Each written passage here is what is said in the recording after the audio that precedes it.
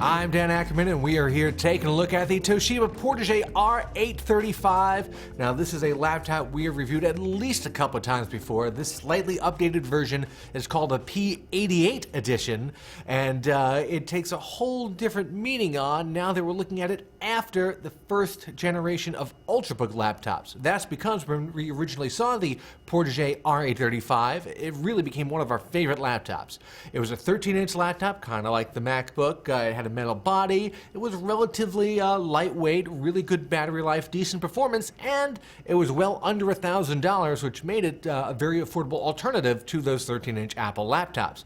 Now, since then, we've seen all these really thin, less than an inch ultrabooks. Most of them are 13-inch models. Toshiba even has one.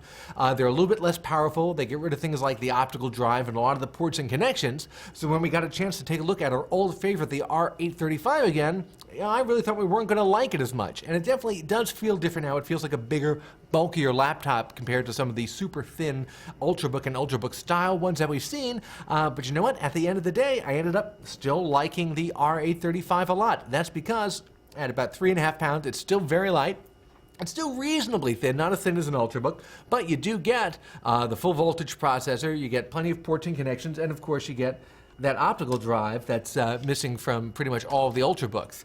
So if you want something that's kind of in that same vein, but keeps all those full featured kind of things like the optical drive and the full voltage processor and really good battery life, then this is a fairly reasonable compromise to make in order to get something that's kind of in between, let's say, a 13-inch MacBook Pro and a 13-inch ultrabook.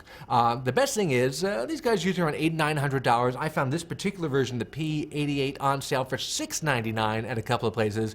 If you can get it for that, then it's a real steal. $800 or $900, then maybe you do want to look at one of the ultrabook options out there. I'm Dan Ackerman, and that is the Toshiba Portege R835-P88.